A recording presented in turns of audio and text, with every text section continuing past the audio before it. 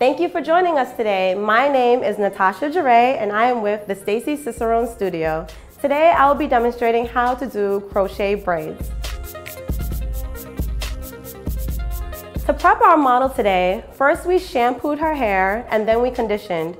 We used a steam treatment to add moisture to her hair, and because this is a protective style, we'd like her hair to maintain a healthy state. Right now I'm going to move into showing you the tools that I need in order to do a crochet braid properly. First I use a fine tooth comb after the hair is detangled to start braiding. I have a crochet needle, also known as a latch hook. I have a scissor, which I would need in order to cut the hair in half. And then I have the hair, which you would use based on your guest's desired look. So my guest would like a bob look, and I'm going to cut the hair in half. You can take it directly down the middle. Now I'm going to demonstrate how to latch the hair into the braid. First, you'd like to separate the hair. Personally, I like to take a few pieces at a time and then lay the rest of the hair flat. This way it doesn't get tangled or on the floor. Because I'm doing a bob style today, I'm going to fold the hair in half, place the latch into the braid, pull it all the way through. You then place the hair onto the latch, make sure that it's now closed before sliding all the way through. In this loop here, you then place the hair from the opposite end through and then pull down. Now at the Stacey Ciceron studio, the way we do our crochet braiding is that because our guests like to have their crochets last for more than a few week period, I preferably like to put knots into the hair. This way, when they come in for their steam treatments or their maintenance, we can do so and then they can still leave with their hair looking brand new. Split the hair from the left side to the right side while pulling the middle piece down like as if you were going to do a braid. Then tie a knot. And the knot should be able to be right up underneath the base. After tying that knot, you then release it and it should hang down. Tying the knot also allows you to get more volume. There are some guests that may not like their hair to be as big as some of the crochet braids that you may see. So if doing that, the knot then separates the hair and they have more volume rather than each crochet knot being directly placed next to each other. This allows you to give more space on the base.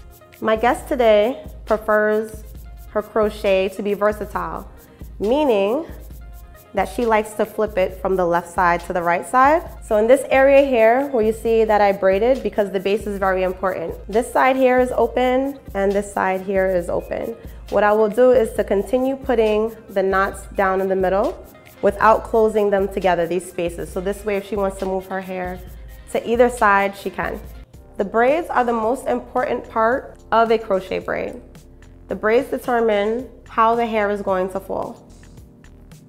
The reason why I place my knots the way I do is because I personally like the hair to look as natural as possible. If I have a guest that doesn't mind it appearing to be bigger or larger in volume, then I place the knots very close together. But for the most part, most of my guests prefer it to look more natural. You also want to make sure while braiding that your braids aren't too tight. There will be some tension when placing the needle between the hair and the braid itself. And because this is a protective style, you want to make sure that you're treating the hair as delicate as possible. Also, the type of hair that you use is very important. The type of hair that you may use will dictate the end result as to what your guest was looking for. Sometimes when you separate pieces, when you get to the piece that you need to get to, you might have to do what I just did, which was to then separate it again in half. And then this might happen as well. Sometimes when you separate, a small piece may come out, and that's fine. So as I get to the front of her hairline, I start to take thinner pieces. The reason why I take thinner pieces is because, well, we all like to maintain our hairline. So I've completed the crocheting, and now I'm going to style. Here's a scissor and the razor. I preferably like to start off using a scissor, and I will cut in a downward motion. When you cut across, it will be blunt. So when you cut downward, it allows the hair to fall in place. All right, now I'm looking to style my guest's hair. So I'm gonna take a razor, and because I'm doing an angle bob, I'm just gonna slightly come from underneath, not taking off too much.